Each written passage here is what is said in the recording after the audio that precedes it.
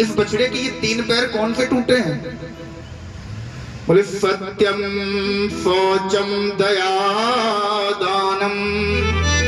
ये 4 पैर है धर्म के, इन 4 पैरों पर धर्म टिका हुआ है, सत्य पर। सत्य बोलना चाहिए। धर्म में सत्य नहीं बचा, सत्य तो कोई बोलना ही नहीं चाहता। झूठ बोलने के नए नए तरीके निकालते हैं महाराज, नए नए तरीके। एक झूठ को बोलने के लिए 1000 झूठ बोल जाता है।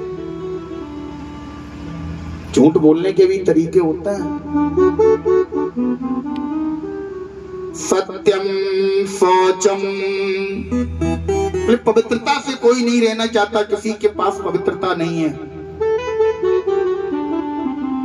पवित्रता की बात तो करें महाराज, हमने यहां तो नहीं, खैर हम अपने उत्तर प्रदेश की बात कर रहे हैं। एक समय वो था जब घर के अंदर कोई भी व्यक्ति क्यों ना हो, पादुकाओं को पहनकर प्रवेश नहीं करता था।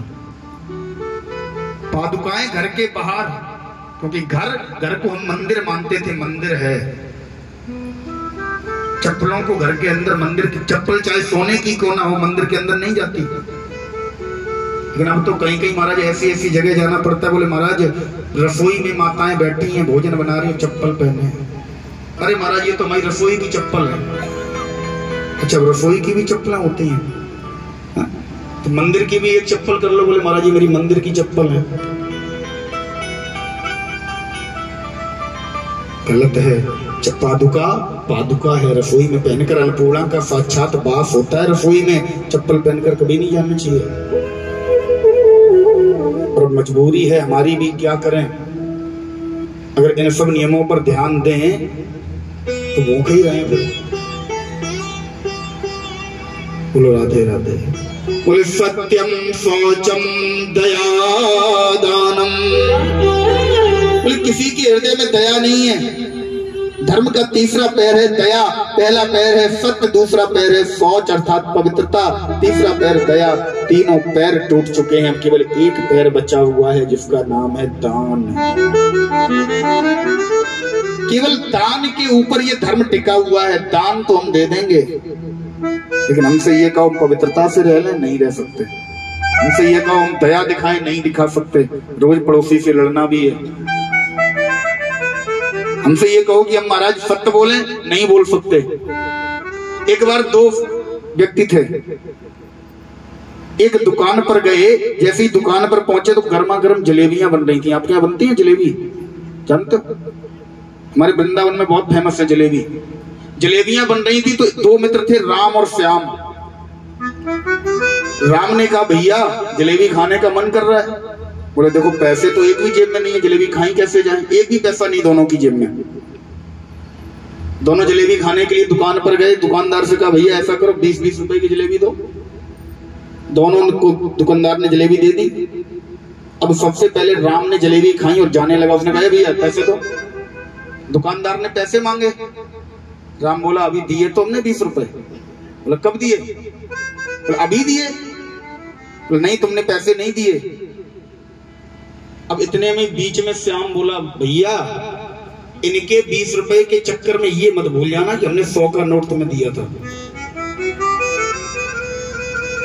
दुकानदार ने विचार किया, देखो ये कह रहा है कि हमने 20 रुपए दिए, हम कह रहे हैं नहीं दिए। और अगर हम इससे भी कह देंगे कि तुमने 100 कब दिए तो लोग कहेंगे कि तुम ही गलत हो, इसका मतलब। अच्छा अब राम से कहा कि भैया तुमने 20 नहीं दिए, इसने तो 100 दिए हैं, तुमने 20 नहीं दिए। और राम बोला देखो जिस प्रकार श्याम ने 100 दिए उसी प्रकार हमने भी 20 दिए, तुम्हें याद नहीं है? हाँ मतलब ना राम ने 100 दिए ना हमने 20 दिए। जैसे राम ने 100 दिए वैसे ही हमने भी 20 दिए। तो झूठ बोलने के अलग अलग तरीके लोग अपना लेते हैं। एक झूठ को दबाने के लिए झूठ पे झूठ, झूठ पे झूठ, झूठ पे झूठ, 1000 झूठ बोल रहे हैं। धर्म का ह्रास हो रहा है, धर्म गड्ढे में जा रहा है। महाराज एक केवल दया के दान के पैर पर वो गोवंश धर्म टिका हुआ जा रहा है। आज जैसे ही परीक्षित जी ने देखा तुरंत आवाज लगाई, खबरदार कौन हो तुम जो मेरे राज्य में गौ वंश पर इतना अत्याचार? जैसे ही परीक्षित जी को देखा ये काला कलूटा पुरुष डर गया, बोले भैया राजन, अहम नामना कलयुग,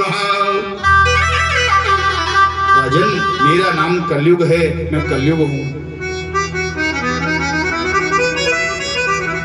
मेरा समय आ चुका है, मुझे अपना विस्तार करने दो। परीक्षित जी ने कहा मैं अपने राज्य में तुम्हें विस्तार नहीं करने दूंगा, कहीं और जाकर रहो। ये हाथ जोड़कर कहने लगा प्रभु अब द्वापर का समय खत्म हो गया, मेरे युग का मेरा समय आ चुका है। परीक्षित जी ने कहा कलयुग, अगर तुम्हें निवास करना है तो मैं तुम्हें कुछ स्थान दिए देता हूं, उन स्थानों पर तुम निवास करो, संपूर्ण तो तुम्हें विस्तार नहीं करने दूंगा। और स्थान बताने लगे, द्योतम पानम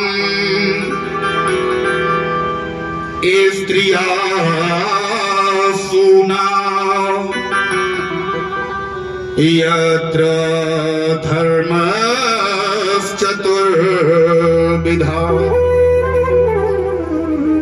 बोले द्यूतम, जहां पर द्यूत क्रीड़ा की जाती हो, जहां पर जुआ खेला जाता हो, जहां पर ताश चटकते हो, ऐसे स्थान पर तुम निवास करो। जहां पर भी ताश खेले जाते हो, कोई भी जगह हो महाराज, भले ही आपका घर हो, जहां पर भी जुआ खेला जाता है समझ लेना कलयुग का वास है। द्योतम पानम, जहां पर भी पानम, जहां पर भी मदिरा पी जाती हो, जहां पर भी शराब पी जाती हो, उस जगह पर कलयुग का वास है। स्त्रिया सूना, जहां पर स्त्रियों के साथ व्यभिचार किया जाता हो, स्त्रियों के साथ अत्याचार किया जाता हो, उस जगह पर कलयुग का निवास है। और चौथा स्थान, बोले महाराज चौथा स्थान वो है जहां कहीं भी एकांत जगह हो, कहीं भी एकांत हो, वहां कलयुग का निवास है।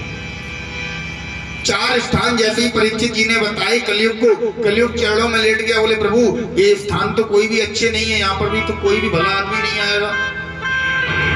कि जो स्थान आपने बताए है ना, यहाँ पर कोई भला आदमी कभी आएगा ही नहीं। परीक्षित जी ने कहा कलयुग, एक स्थान में तुम्हें ऐसा बता देता हूं जो सब, जहां पर सब आएंगे। कौन सा? पांचवा स्थान बताया सोने में, स्वर्ण में। ये जो सोना माताएं पहनती है ना, सोने में स्वर्ण का वास है।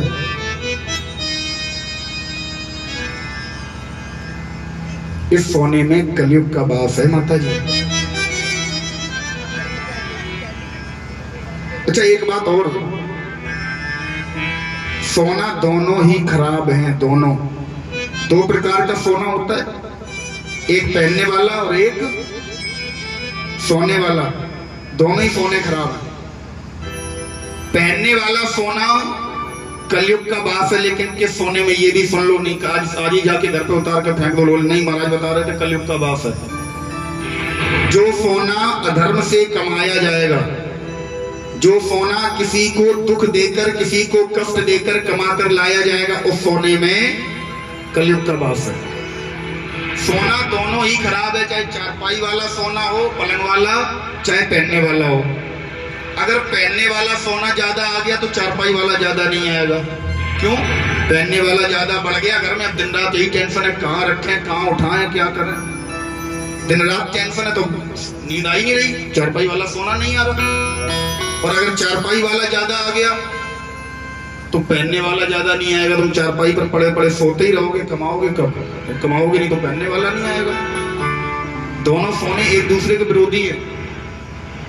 आज परीक्षित जी ने जैसे ही सोने में स्थान दिया, परीक्षित जी ने कलयुग को जैसे ही स्थान बताया, परीक्षित जी ने अपने सिर पर एक मुकुट रखा हुआ है। ये मुकुट परीक्षित जी के दादाजी भीम जरासंध को मार कर लेकर आए थे। जैसे ही कलयुग को स्थान दिया, कलयुग सबसे पहले परीक्षित जी के सर पर ही सवार, सबसे पहले परीक्षित जी के सर पर सवार हो गया। और जैसे ही परीक्षित जी के सर पर सवार हुआ, परीक्षित जी आगे बढ़ के चले गए, जंगल में पहुंचे। जंगल में जब प्यास लगी तो महाराज देखा कहीं भी जल नहीं मिल रहा है। एक महात्मा जी की कुटिया में पहुंचे। ये महात्मा जी जिनका नाम है समीक ऋषि, ये ध्यान में बैठे हुए हैं, ध्यान मुद्रा में बैठे हैं। ध्यान मुद्रा में समीक जी बैठे हैं। परीक्षित जी ने जल की याचना की, जल मांगा, समीक ऋषि ने जल नहीं दिया क्योंकि ध्यान में है। परीक्षित जी को क्रोध आ गया, तुरंत पास में पड़ा हुआ एक सर्प बाण की नोक से उठाया, मृत सर्प, और समीक ऋषि के गले में डाल दिया। उस स्थान से चले गए। जिस समय समीक ऋषि के पुत्र जिनका नाम है श्रृंगी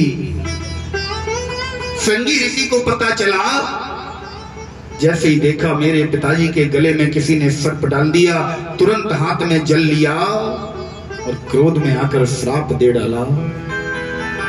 बोले इति लंघित मर्यादम तच्छकः सप्तमे हनि। जिसने भी इस मर्यादा का उल्लंघन किया हो उसको ठीक आज से 7वें दिन तक्षक नाम का सर्प उसका दंशन करेगा। परीक्षित जी को श्राप दे दिया। जैसे ही परीक्षित जी घर पर आए, मुकुट को उतार कर जैसे ही नीचे रखा, सारा बोध हो गया कि हे विधाता, हमने ये कौन सा अपराध कर दिया, एक ऋषि के गले में हम सर्प डालकर चले आए। इधर समीक ऋषि को जब पता चला कि उनके पुत्र ने श्रृंगी को श्राप दे दिया, उनके पुत्र श्रृंगी ने परीक्षित जी को श्राप दे दिया, पुत्र को बुलाया, समझाया, बोले बेटा कम से कम तुम ये तो देख लेते तुमने श्राप दिया किसे। जिस समय योग मुद्रा से योग निद्रा में जाकर देखा, बोले परीक्षित जी का चेहरा सामने दिखाई दे गया, परीक्षित जी को श्राप दे दिया। श्रृंगी ऋषि को बुलाया, बोले श्रृंगी बेटा बेटा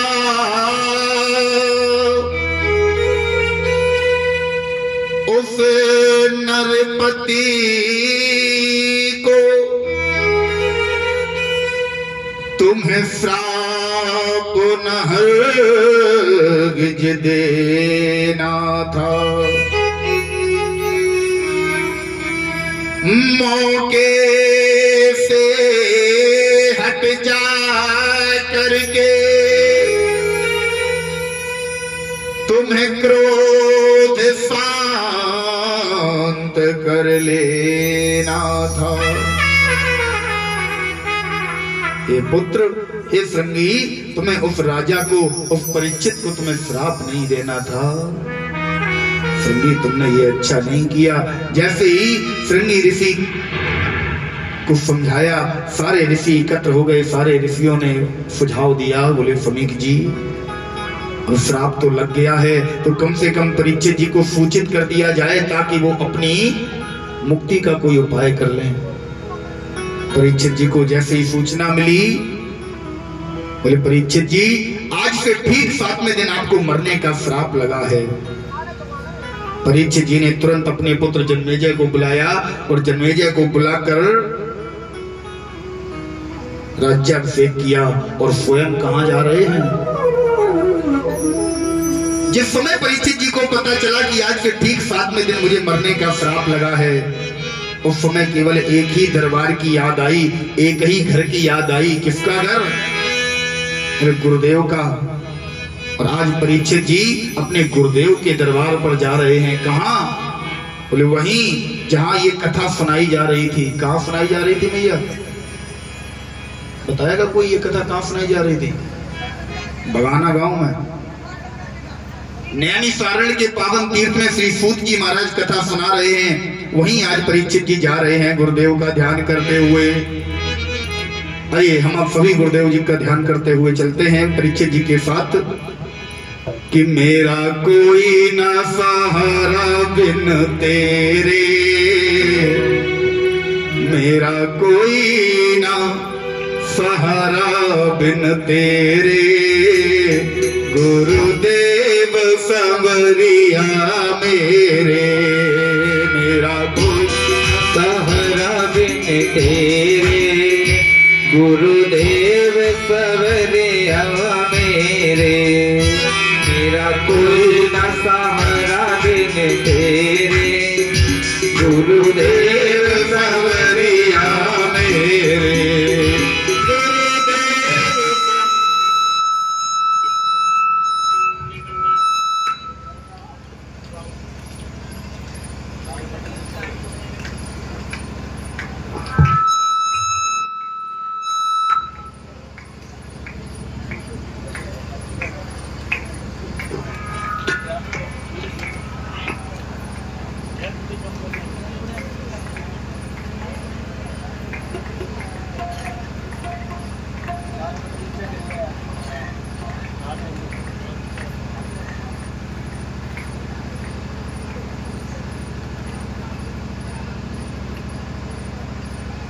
राधे राधे। मेरा कोई ना सहारा बिन तेरे, गुरुदेव सवरिया मेरे।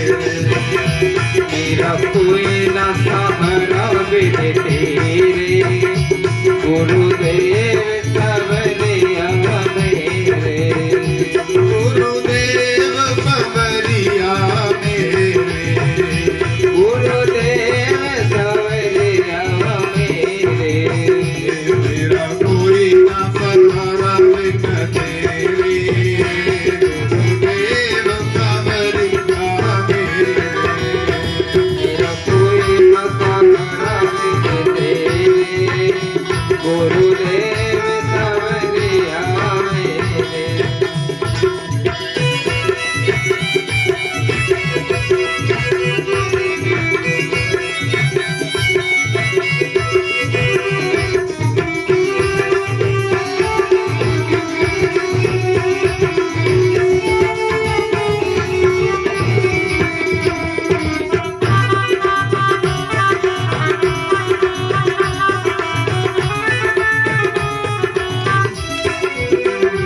मेरी बीच भंवर में नैया, मेरी बीच भंवर में नैया, मेरी बीच भंवर में नैया।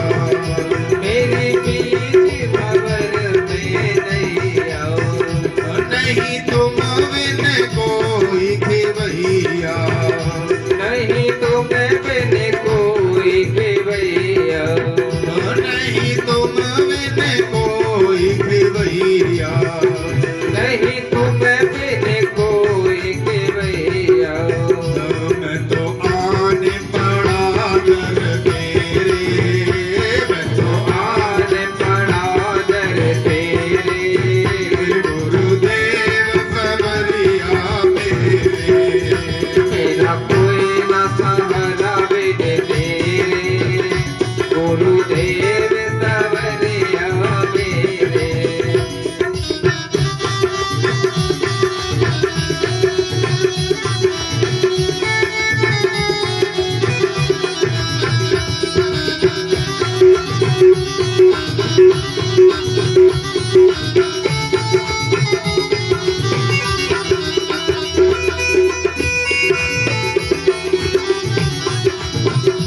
मैंने जन्म लिया जग में आया, मैंने जन्म लिया जग में आया, मैंने जन्म लिया जग में आया।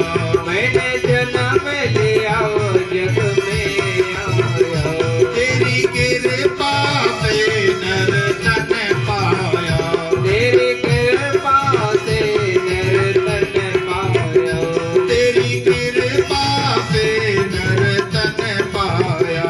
तेरी कृपा से नर तन पाया।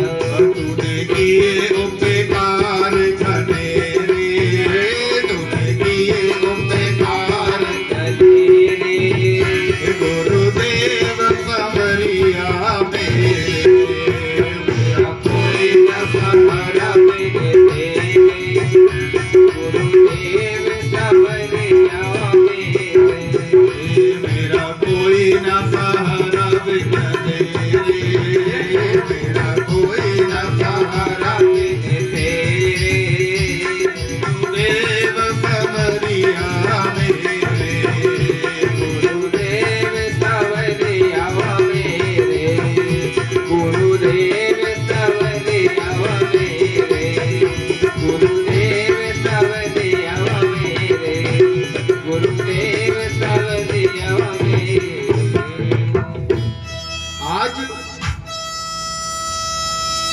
श्री परीक्षित जी महाराज कहां पहुंचे? जहां पर नैमिषारण्य के पावन तीर्थ में श्री सूत जी महाराज सौनक आदि 88,000 महात्माओं को कथा सुना रहे हैं। जिस समय परीक्षित जी महाराज पहुंचे, ठीक उसी समय इसी सभा में व्यास नंदन श्री सुखदेव जी महाराज का आगमन होता है। सभी ने उठकर श्री सुखदेव जी महाराज का स्वागत सत्कार किया। सूत जी ने अपना आसन श्री सुखदेव जी महाराज को दिया। श्री सूत जी महाराज के आसन पर व्यास नंदन परमहंस परब्रज का आचार्य श्री सुखदेव जी महाराज विराजित हैं। परीक्षित जी उसी सभा में सामने मुख्य श्रोता के रूप में बैठे हैं। मुख्य वक्ता के रूप में अब कौन बैठा है? सुखदेव जी महाराज। परीक्षित जी हाथ जोड़कर श्री सुखदेव जी से कहते हैं, गुरुदेव, मुझे आज से ठीक 7वें दिन मरने का श्राप लगा है। हे गुरुदेव, मुझे मृत्यु का डर नहीं है, मुझे केवल डर ये है कि मेरे जीवन में मैंने अभी तक कोई ऐसा साधन नहीं कर पाया जिस साधन के करने से मेरी मुक्ति का मार्ग प्रशस्त हो जाता।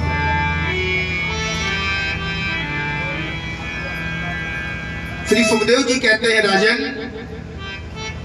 अगर तुम्हें अपनी मुक्ति का मार्ग प्रशस्त करना है, तुम्हारे पास 7 दिन हैं। अगर तुम्हारे पास 7 मिनट का भी समय होता ना, तब भी तुम्हारी मुक्ति का मार्ग प्रशस्त हो जाता है।